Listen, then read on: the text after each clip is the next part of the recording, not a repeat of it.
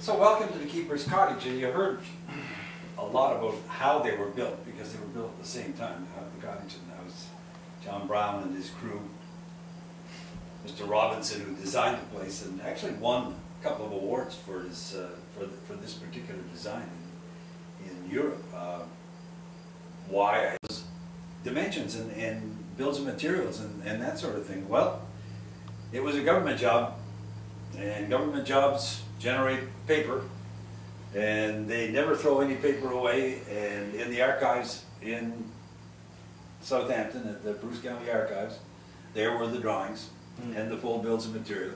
Specified that the floor for the second floor beams be, they're actually more like a 12 by 4.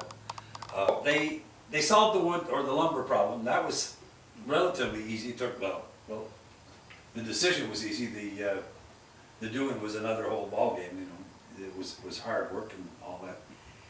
The next problem was the stone. Now, you saw from the pictures that most of it had fallen down. It was, yeah, it was all It was over. either in the basement or down and around, all around the area. We found a quarry outside of Wyerton that quarries limestone.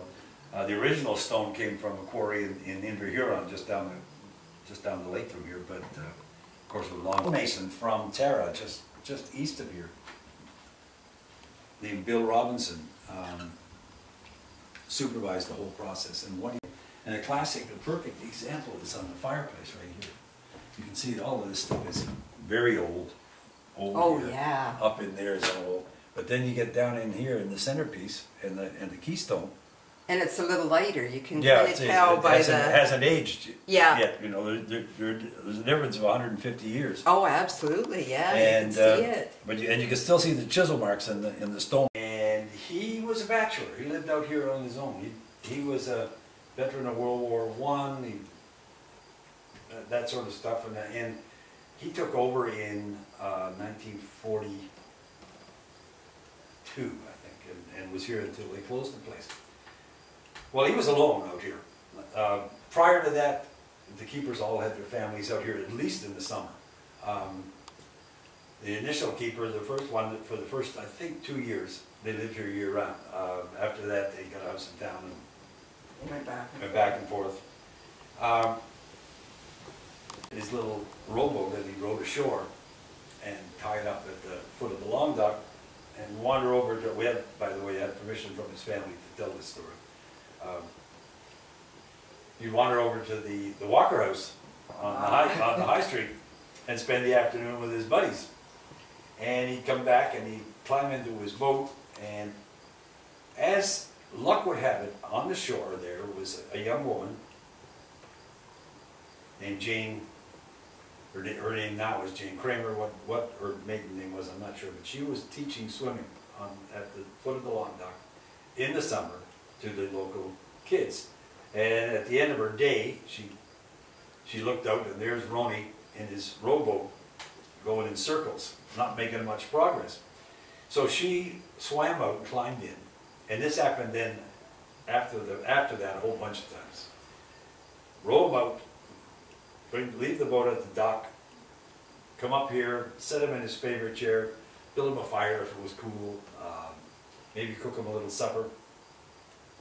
And for that, he always rewarded her with a shot of rum. And then she'd walk down and swim home. One more construction problem, and that was roofing material. The original roof was slate. You can.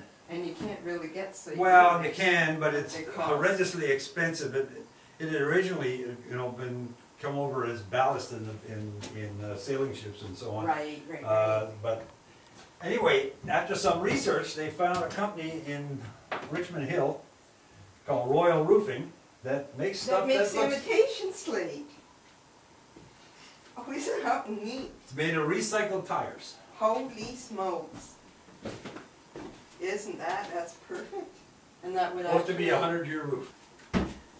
There is a story, though, about them trying to keep the roof pristine, keep the gulls off the roof. And somebody read somewhere that if you run a wire from chimney to chimney about 2 inches off the top of the peak of the roof, that they won't land on it. So the intrepid group that was out here ran this wire, this along the peak of the roof. And day 1, no gulls. Day 2, no gulls.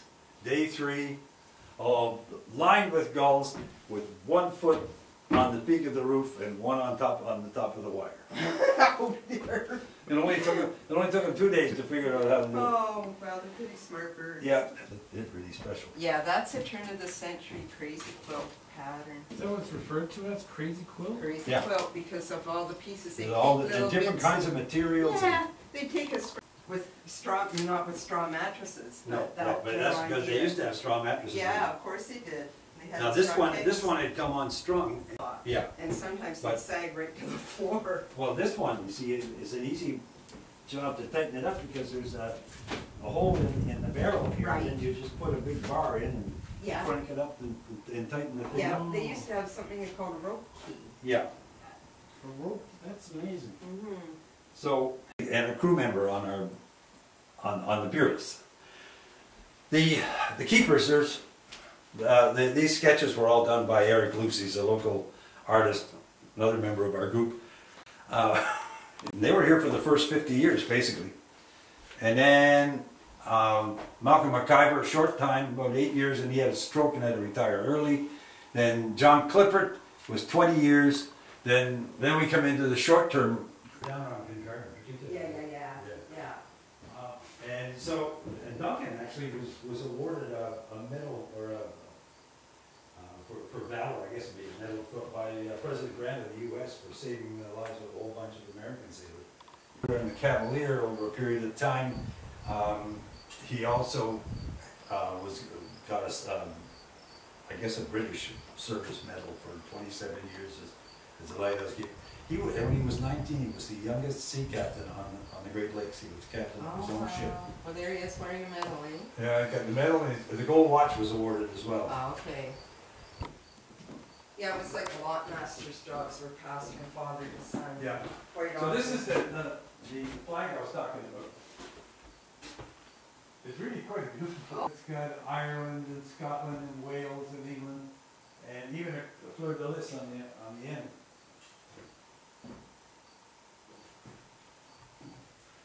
And then we have the master bedroom back here.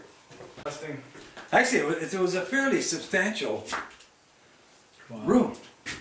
This is big for back then. Yeah, and two more photos of the keepers. And this is John Clippert, and he was here for 20 years, and apparently he had the island.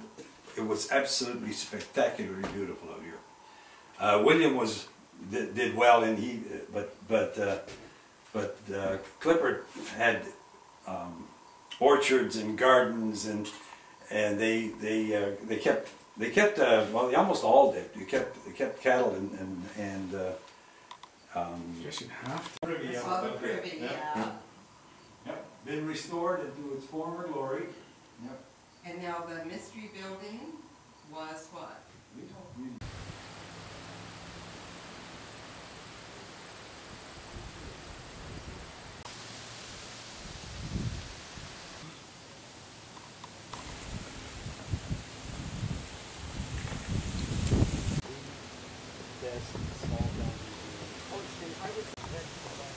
This has been referred to as a gypsy stone, and it was traveled here during the ice age, and it's unique to the area in that there's no other stones like it. So it would appear that it was brought here a long, long time ago from some other place, wherever in the world, and it's very, very different. So underneath here is a time capsule buried.